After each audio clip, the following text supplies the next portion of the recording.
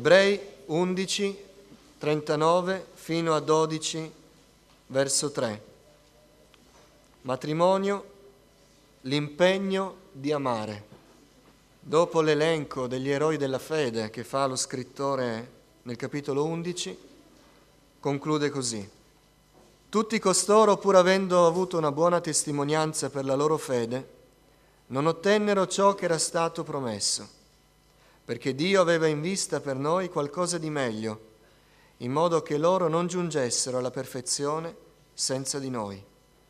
Anche noi, dunque, poiché siamo circondati da una così grande schiera di testimoni, deponiamo ogni peso e il peccato che così facilmente ci avvolge e corriamo con perseveranza la gara che ci è proposta, fissando lo sguardo su Gesù, colui che crea la fede e la rende perfetta.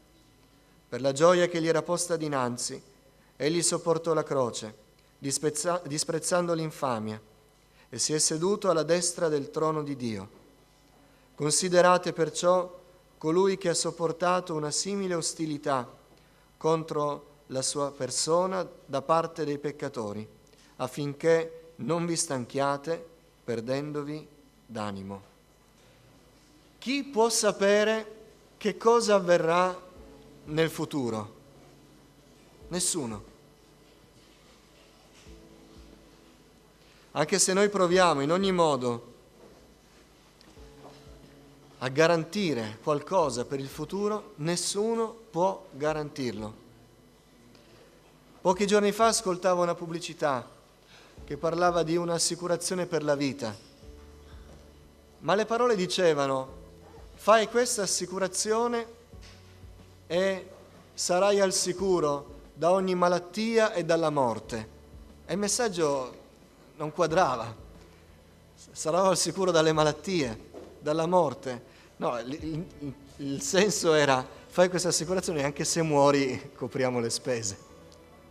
Ma non era proprio quello il messaggio della pubblicità.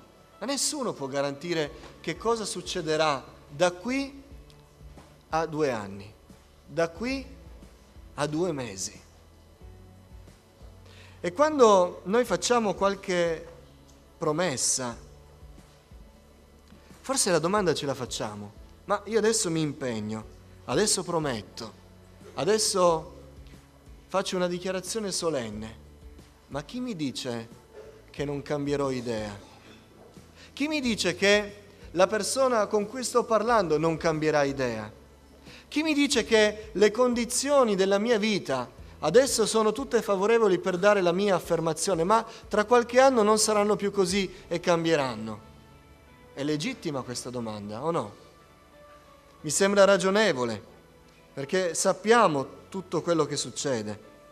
Noi non sappiamo nemmeno se noi stessi cambieremo opinione, visione delle cose. Vi voglio dire un grande segreto. Le cose cambiano. E certo, al 100%, le cose cambiano. Cambiamo noi. Cambiano gli altri. Cambia la nostra vita. Cambia il lavoro. Cambiano le case. Non vi preoccupate, oggi non vi parlo della casa nuova. Cambiano le città, cambia tutto.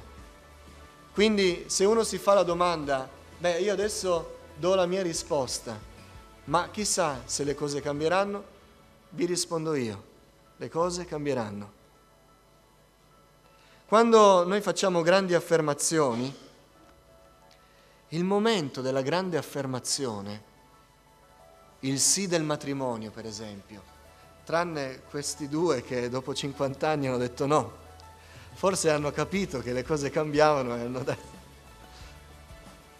Il sì del matrimonio: vuoi tu prendere questa donna come tua legittima sposa? Vuoi tu prendere quest'uomo come tuo legittimo sposo? Il sì del battesimo. Noi stiamo riprendendo negli ultimi battesimi la vecchia domanda che si faceva tanti anni fa: vuoi tu servire il Signore in vita e morte? Quel sì del battesimo. Tra qualche settimana avremo dei battesimi, ed alcuni sarà fatta questa domanda, dovranno dare la loro risposta in piena libertà. E quando dicono sì, qualcuno dice sì, ma io adesso rispondo, ma poi cambierà qualcosa. Quando c'è un appello, io immagino che al raduno di questi giorni ci siano stati tanti appelli, il sì, il rispondere all'appello. Il momento della grande affermazione è un momento in cui le condizioni sono ideali, dove tutto è favorevole e spinge a dire sì, dove forse non si pensa che stiamo dicendo sì, non per quel momento, ma per un lungo tratto di tempo, nel quale le cose cambieranno. Ma quando diciamo di sì è tutto favorevole. E noi abbiamo ad Arona i giovani più saggi della faccia della terra. Perché quando diciamo giovani, c'è da andare in questo posto, venite o non venite? Loro rispondono sì, se non ci sono imprevisti, se ho il passaggio, se sono sveglio, se ho voglia, se non ci sono incidenti per strada e se tutto va bene e se mi ricordo, allora sì. Questo non è un sì. Oppure sì, dovrei esserci. E qualcuno lo stiamo martellando su questo. Questo non è sì. Ecco perché loro sono più saggi. Loro già antevedono i cambiamenti delle condizioni. Allora dicono, rispondono nel modo giusto. Quando noi diciamo sì, lo diciamo perché siamo in un momento favorevole. Abbiamo preparato tutto per dire sì. E forse non consideriamo che le condizioni cambiano. Le partenze sono sempre scintillanti. In partenza funziona tutto bene. Tutto è messo a punto, tutto fila liscio. E il sì è il coronamento di una partenza sprint. Quando correvo, facevo gare di resistenza, mi ricordo che gli allenatori chiamavano tutti i giovani e dicevano: tu vuoi fare questa gara, vuoi addentrarti in questa disciplina? E c'erano gli scattisti, quelli che facevano le corse rapide, che sulla base della loro velocità dicevano sì, io vengo, sono veloce, sicuramente mi farò valere. E tanti si iscrivevano. E poi c'ero io con gli altri di resistenza. E noi eravamo lì tranquilli, ci iscrivevamo in silenzio e poi partiva la gara. E in questa gara tu vedevi gli scattisti che bruciavano il terreno. Con un po' di orgoglio erano soddisfatti, si vedeva il volto. Noi eravamo lì dietro. E andavamo, tranquilli. E loro improvvisamente sentivano calare le forze e allora mettevano più forza e noi andavamo. E mentre loro con tutta la forza che avevano improvvisamente non riuscivano a spiegarsi perché noi piano piano, uno dopo l'altro, li superavamo. Loro finivano ultimi, a volte abbandonavano la gara e noi vincevamo. La partenza è sempre brillante, il sì è sempre deciso, ma noi dobbiamo sapere che le cose cambiano, le condizioni cambiano e l'entusiasmo iniziale non può bastare quando le cose cambiano, perché quell'entusiasmo è arrivato in un momento favorevole, ma il momento non sarà sempre favorevole. Amare, il vero amore, è un impegno. Viviamo in un mondo che considera il matrimonio un contratto tra due persone. E se le condizioni vengono meno, i contratti funzionano così, se le condizioni vengono meno, il contratto si può rompere. È giusto che sia così. Ma attenzione, la parola di Dio non parla mai del matrimonio come di un contratto. Per la parola di Dio il matrimonio non è un contratto e ogni impegno preso davanti al Signore non è mai un contratto. Il matrimonio davanti a Dio è una promessa da mantenere.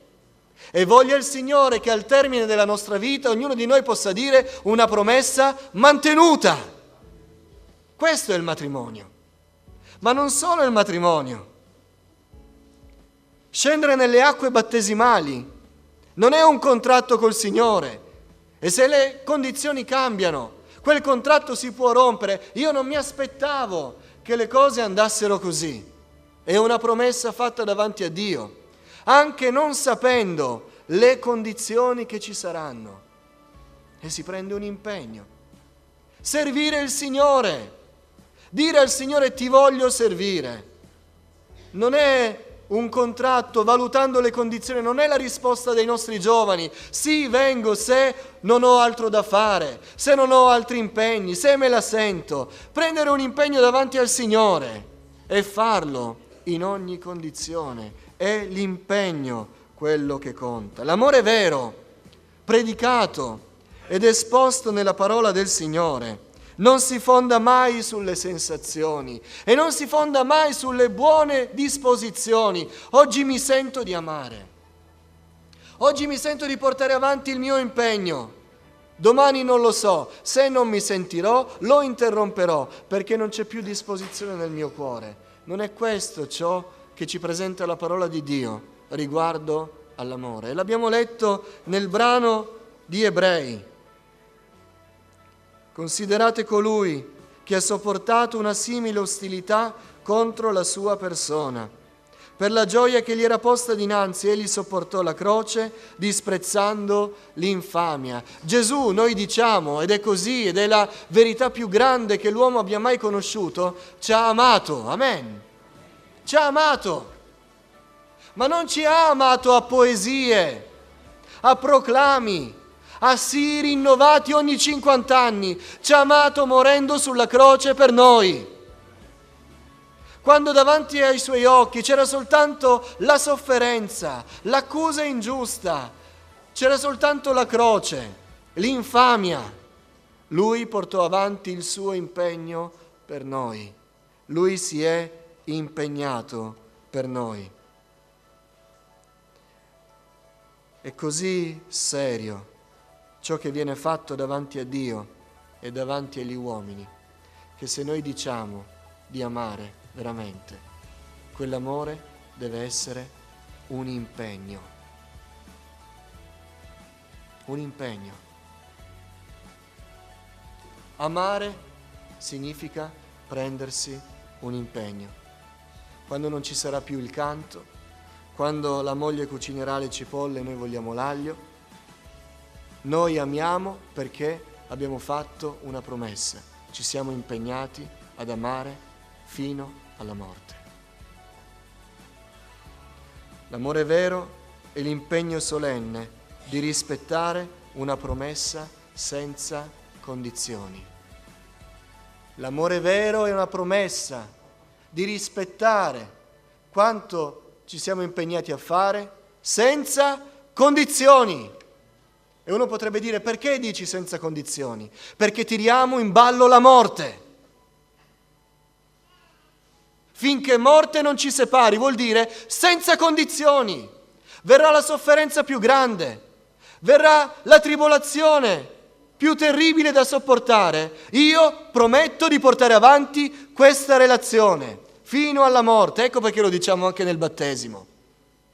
Ecco perché chi serve il Signore, Gesù disse, chi mette mano all'aratro e poi si guarda indietro non è degno del regno dei cieli. Perché amare veramente significa prendersi un impegno. Ma io non pensavo che fosse così difficile. Ma noi abbiamo detto sì, fino alla morte. E a volte quando pensiamo fino alla morte significa fino a quando io mi spegnerò. E allora, visto che mi sono spento, non posso più portare avanti questo impegno. ma dire fino alla morte, dire servirò il Signore in vita e morte, dire mi impegno a legarmi con questa persona finché morte non ci separi. Chiamare in causa la morte significa chiamare in causa una difficoltà che può portarci alla morte o può farci soffrire in un modo mortale, cioè oltre ogni misura. Noi ci siamo presi un impegno, questo è il vero amore. Questo è il vero amore, ma non mi metti più la canzone che è la canzone del nostro fidanzamento. Io mi sono impegnato ad amarti, o Signore. Io mi sono impegnato ad amarti, cara moglie, caro marito. Amarti per me significa prendermi un impegno, mantenere una promessa che ti ho fatto, anche quando la pelle d'oca non viene più. Ed è un impegno così serio che noi siamo disposti a farlo davanti a Dio e davanti agli uomini. Il battesimo è pubblico, si fa davanti a Dio e davanti agli uomini.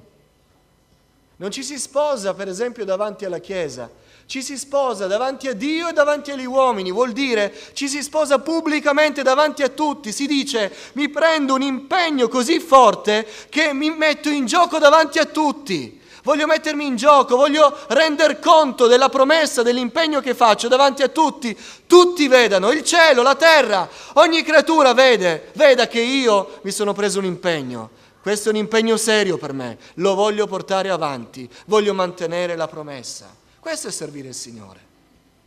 Questo è fare il battesimo in acqua. Questo è sposarsi. Lo dico ai fidanzati, che si cambiano e si scambiano. Perché? Perché assecondano dei sentimenti. L'amore vero è un impegno. L'amore vero ci fa legare a una persona. E noi siamo disposti, per la serietà di questo impegno, a vincolarci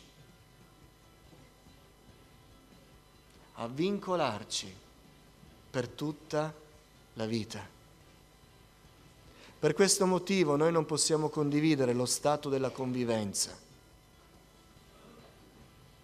e non è biblicamente sostenibile la convivenza, perché la convivenza fa venire meno l'aspetto di una scelta che deve essere vincolante per la serietà dell'impegno che si prende.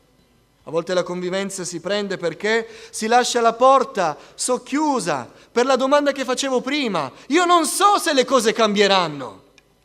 Io non so se la persona con cui mi sto legando cambierà e quindi non posso legarmi per rovinarmi la vita. Viviamo insieme, vediamo come va. E se dovesse andare male, tuttavia ci possiamo sciogliere. Oppure qualcuno non lo fa perché il vincolarsi richiede il perdere dei vantaggi. Ma amare è prendersi un impegno che richiede un costo alto. Ecco perché noi non condividiamo la convivenza. Perché amare è impegnarsi al 100%.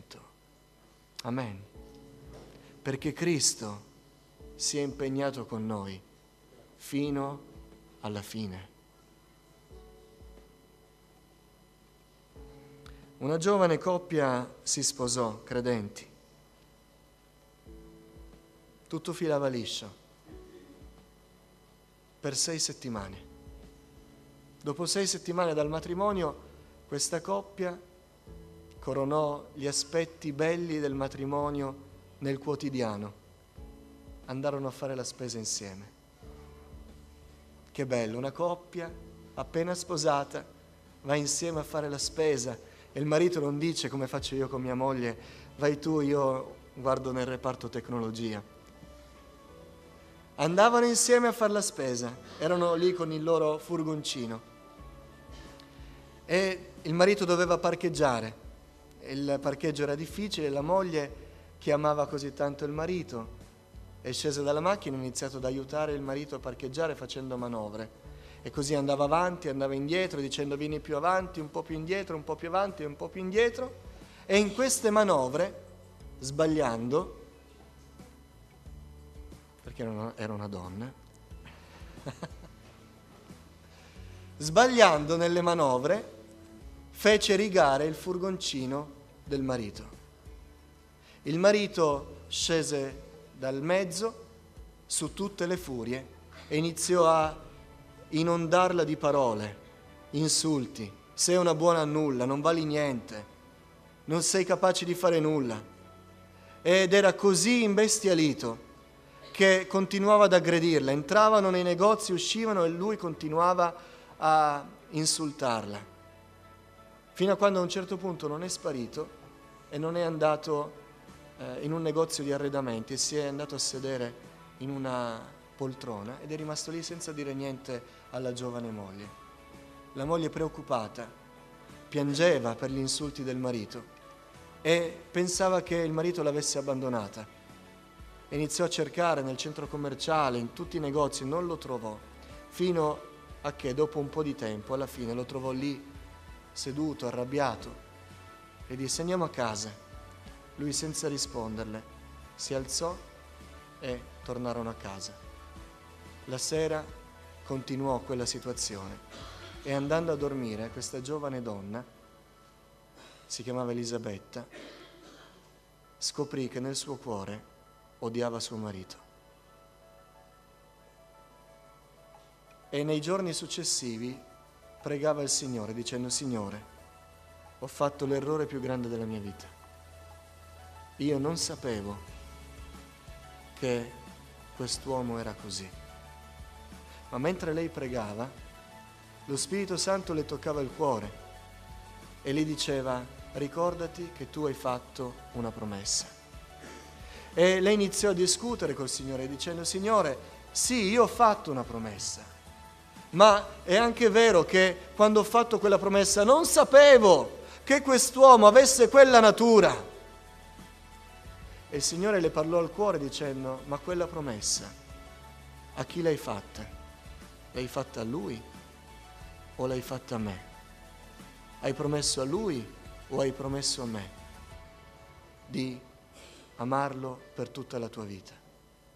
E lei dovette riconoscere nel suo cuore: Signore, io l'ho promesso a te, ti prego, mettimi amore per quest'uomo. E iniziò a pregare così: Signore, ti prego, riportami ad amare quest'uomo. Dopo poche settimane l'amore ritornò e quella coppia rimase unita nel Signore. Perché? Perché il Signore parlò al cuore di quella donna riguardo al vero amore, che è un impegno che va portato avanti per tutta la vita. Questo è l'amore vero. Se il Signore non avesse fatto così con noi, se il Signore non ci avesse amato così, noi saremmo perduti adesso. Ma il Signore si è impegnato con noi e ha superato la sofferenza, anzi, per la gioia che gli era posta dinanzi, egli disprezzò l'infamia e sopportò la croce. È un esempio per noi Cristo Gesù, perché non ci perdiamo d'animo. Lui ci ha amato e il vero amore sarà capace di cambiare ogni cosa. Perché? Perché l'impegno nell'amore parla della fede vera. Il brano che noi abbiamo letto è soltanto la conclusione della rassegna degli eroi della fede. Stiamo parlando di eroi della fede. Stiamo parlando di uomini e di donne che sono un esempio di fede. Abramo, Isacco, ancora Gedeone, Barak, Davide, Samuele, i profeti e molti altri sono eroi di fede. Vengono chiamati così. E lo scrittore agli Ebrei dice: senza fede è impossibile piacergli, perché chi si accosta a Dio deve credere che Egli è e che ricompensa tutti quelli che lo cercano.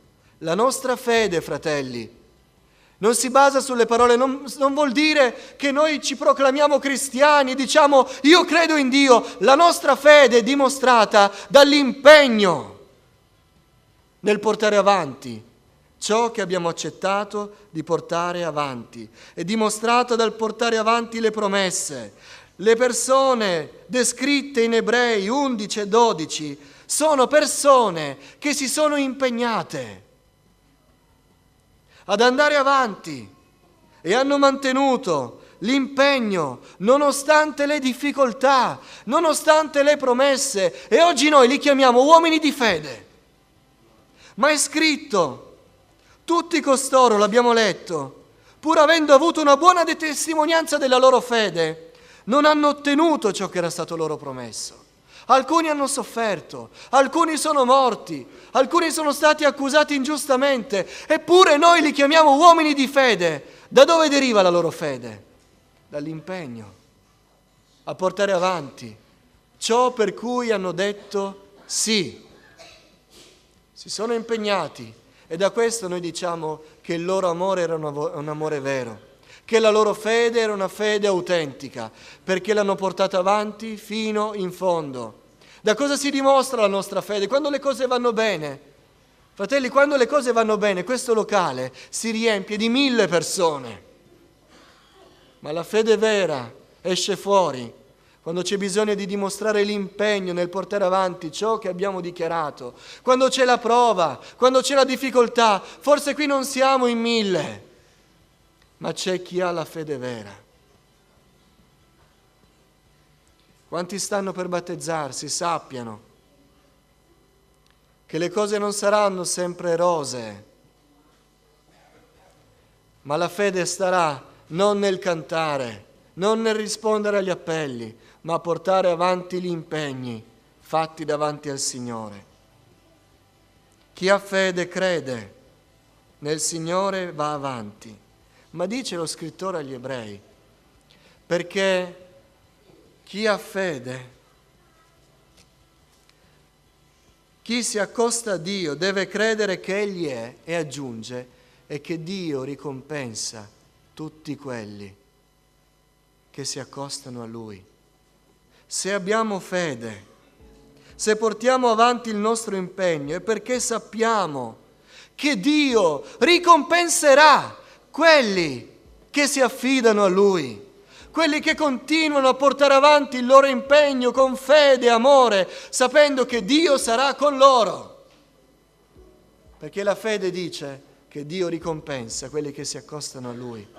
E allora chi porterà avanti il suo impegno saprà che Dio non dimentica chi ha una fede autentica e correrà in suo aiuto, si ricorderà di loro e Dio farà uscire dalle difficoltà quanti si saranno impegnati ad amare secondo la promessa. Secondo la promessa. Siamo chiamati ad amare dell'amore vero.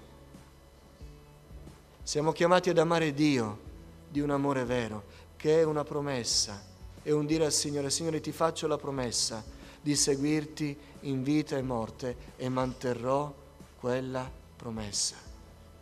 Il marito e la moglie hanno promesso al creato, a tutti gli uomini e a Dio, davanti a loro, io mi impegno a portare avanti questa promessa. Amare è un impegno e questa è la volontà di Dio per noi. Ma chi con fede porterà avanti l'impegno troverà un Dio favorevole ad aiutare affinché ogni cosa sia